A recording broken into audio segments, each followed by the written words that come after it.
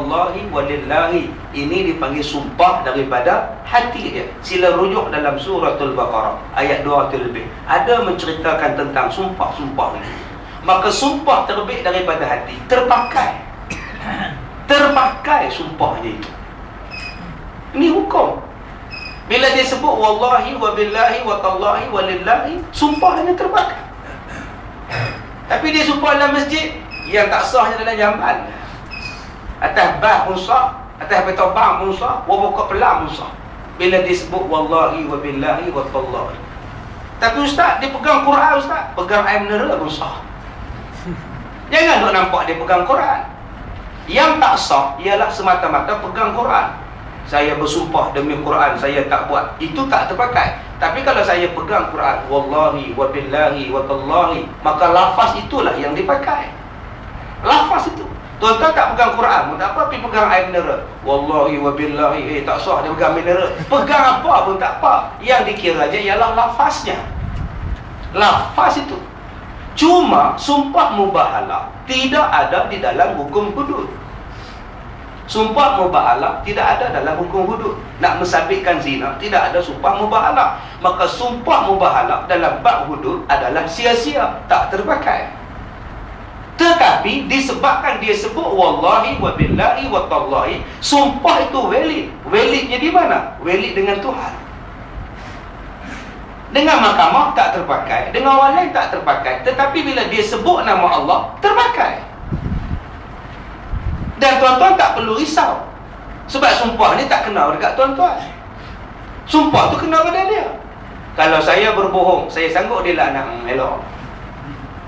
Yang kita duduk berapa pasal apa? Oi, menjeritlah masjid pasal apa? Ni masjid, mana boleh menjerit? Ni masjid bukan boleh tunjuk perasaan. Bukan dia sumpah kat hang. Yang tak betul sumpahnya, saya sanggup diturunkan laknat jika saya betul, saya bohong dalam sumpah. Jika saya berbohong dalam sumpah ni, maka laknat turun atas Tok Imam. Tok Imam pun menok faham. Ayam tu yang sumpah tak betul. Pasal apa aku pula kena? Sekarang ni dia kata kalau dia bohong, sumpah tu jatuh atas dia. Elok lah. Tuan-tuan tak payah ambil tindakan apa, tak payah nak mengamuk apa, tak payah nak petikai sumpah dia. Sumpah dia tak berjalan, tak terpakai dalam mahkamah, tak terpakai dalam perundangan, sebab tidak ada sebarang pendakwaan. Tetapi sumpah itu dipakai di sisi Allah. Sebab dia menggunakan kalimah Allah, dipanggil aqadtumul aiman. Itu saja. Jadi kita tak perlu gabra. Sebab baru ni saya pergi dengar satu ceramah ustaz tu, punya marah lah, tepuk meja, melambung teh, jatuh balik. Apa tu? Pompa. Saya kata ustaz ni macam orang tu sumpah dekat dia pula. Pasal apa yang dia nak marah? Tugas kamu ialah mendakwah, sampaikan. Ini hukum dia, ini cerita dia, ini hukum dia. Cuba cerita macam saya cerita ni, orang faham lah. Oh macam tu sumpah. Yang sumpah mubahalah ialah apabila melibatkan kes tauhid, kes yang melibatkan akidah. Ayat tu baru pakai mubahalah. Umpamanya kita bermubahalah dengan ayat pin, kita ajaran Islam yang benar. Kita kata aku memperjuangkan Islam daripada Nabi Muhammad. Ajaran Nabi Muhammad adalah ajaran yang benar. Saya bersumpah wallahi wa billahi wa tallahi, ajaran Rasulullah adalah benar. Kalau saya bohong, saya sanggup dilaknat oleh Allah. Ayah bin pun sumpah pula, wallah dia pun juga. Ajaran ayah bin lah ajaran yang benar. Kalau ajaran bin salah, saya sanggup terima laknat. Itu baru ada mubahalah di dalam bab itu. Dalam bab hudud tidak ada mubahalah. Tetapi disebabkan dia menyebut kalimah Allah, sumpah itu terpakai. Jadi sumpah-sumpah laknat macam itu tuan-tuan biasanya berlaku dalam tempoh setahun. Setahun daripada keputusan sumpah dia itu, nak dapat ni keputusannya setahun. Jadi kita tak perlu nak susah hati, tak perlu nak petikai ke apa, lantaklah dia. Bukannya kena kat kita pun. Dia yang kena. Kalau dia bohong, dia kena. Kalau dia tak bohong, tak ada siapa yang kena. Itu keedah dia. Jadi kalau kita menerangkan agama kepada masyarakat, orang takkan keliru. Cuba letakkan agama dulu, jangan letakkan politik dalam nak mengajar. Serupalah dengan bab yang berkaitan dengan zina. Pertuduhan zina ada tiga. Ada tiga pertuduhan zina baru boleh jatuh, sama ada nak kena hudud atau nak kena ta'zir. Yang pertama bila ada iqrar, bila ada pengakuan. saya mengaku saya berzina. Ada pendapat kata kena 4 kali mengaku, ada yang kata sekali mengaku. Bila mengaku berzina, maka dia kena hudud atau dia kena had. Iqrar, dia mengaku. Saya buat, dia mengaku. Yang kedua, hendaklah dikemukakan 4 orang saksi yang adil, yang tidak fasik, yang nampak sungguh-sungguh perlakuan zina itu berlaku. Macam saya ni kadang-kadang tak boleh disaksi, sebab saya duduk dalam kereta, saya tengok orang berzina dalam hutan lalang. Saya kata, "Oi, orang berzina." Kita pun turun.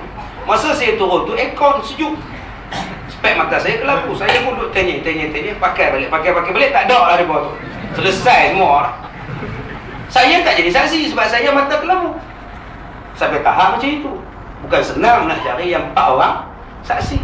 Yang ketiga, kalau tidak ada 4 saksi, dia datang daripada segi qarinah. Qarinah ialah pembuktian yang tidak ada 4 saksi, tetapi tidak boleh dihukum di bawah undang-undang hudud, dihukum di bawah undang-undang ta'zir. Inilah 3 hukum. Kalau tidak ada 4 orang saksi, tetapi dia mengemukakan qarinah, maka bila ada qarinah, maka boleh sabit tuduhan zina, tetapi tidak boleh disebab atau direjam, sebab tak nampak, tak cukup 4 saksi, tak memenuhi syarat. Dia hendaklah dijatuhkan di bawah undang-undang ta'zir. Apa dia qarinah? Bukti. Apa dia bukti?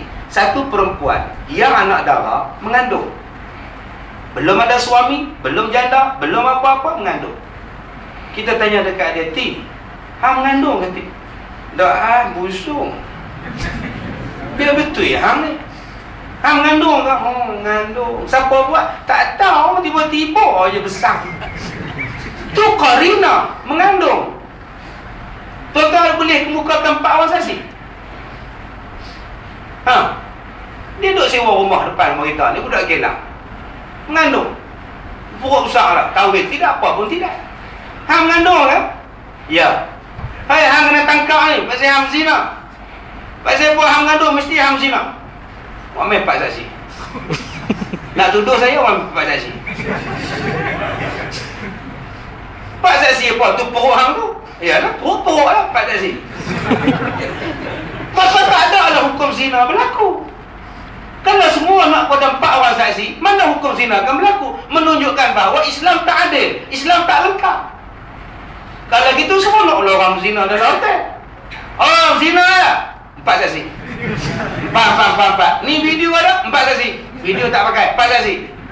Tak akan berlaku perdakwaan. Akhirnya zina akan bertambah banyak. Sebab itu dia nama qarinah. Qarinah inilah yang kena siasat. Menurut mazhab Maliki, qarinah dipakai. Menurut mazhab Hanafi, Hambali dan Syafi'i, hendaklah disiasat sehabis-habisnya. Kalau tidak, tak akan berlaku. Masalah di kita sekarang, kita tidak memahami apa diakah yang dikatakan zina. Zina itu ialah memasukkan kemaluan ke dalam faraj, sama ada yang terbelah atau yang berlubang. Itulah zina. Ulang balik, zina ialah memasukkan kemaluan ke dalam faraj yang berlubang ataupun yang terbelah. Yang terbelah namanya rogol, yang terbelah namanya zina, yang berlubang namanya liwat. Itu dipanggil zina. Itu kategori zina. Faham makna zina tu?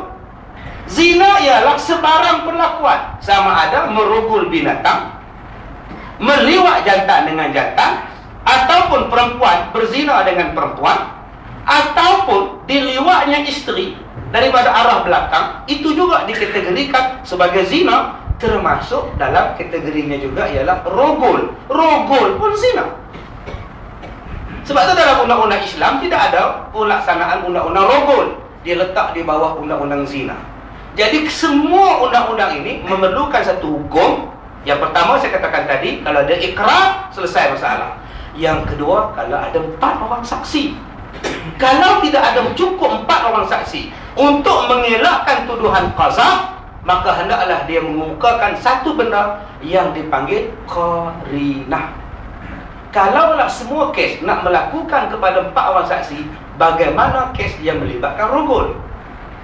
Tuan-tuan balik sekali lagi ke rumah, isteri menangis kat rumah, baju koyak rabak, rambut Merogol-rogol rambutnya.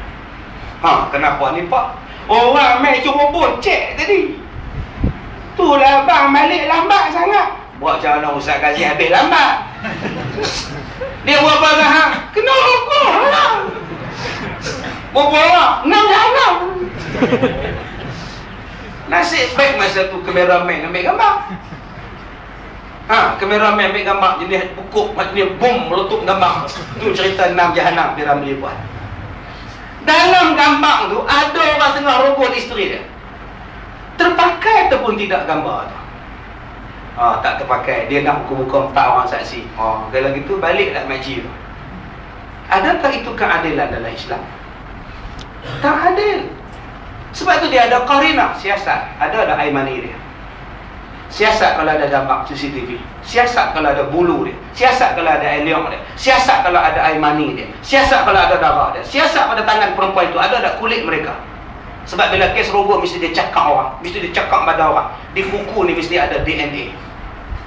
Itulah dipanggil qarinah. Tetapi tidak sampai kepada had hudud. Sebab hudud dia nak 4 orang saksi. Dia jatuh kepada undang-undang ta'zir. Inilah kaedah dia. Kalau tuan-tuan tak pakai kaedah qarinah, kaedah ta'zir, takkan wujud keadilan. Balik-balik isteri kata, abang, cik kena rogol. Ya Allah. Ada orang nampak mana? Ada orang nampak. Cik seorang. Duk diam dah lapar dia nampak saksi. Ni ayat mana ni apa? Buat macam mana? Tak ada saksi. Dia nak 4 orang saksi. Inilah DNA dia. Bawa ke balai polis siasat. Sebab itu tuan-tuan, undang-undang ta'zir ini ataupun qarinah ini dipakai. Sebab itu adanya kesnya rogol yang terbaru. Kes di Ipoh. Orang tua 71 tahun, rogol anak tiri dia 26 tahun. Dijatuhi penjara 7 tahun dan 2 kali sebatan. Sebab rogol anak tiri dia. Tidak ada saksi. Tetapi kenapa orang tu tak tunjuk perasaan dekat mahkamah Syekh Syarifah? Pak saksi, Pak saksi. Kenapa tidak ada? Cuba anak tuan-tuan dirogol. Kenapa tuan-tuan tak menjerit 4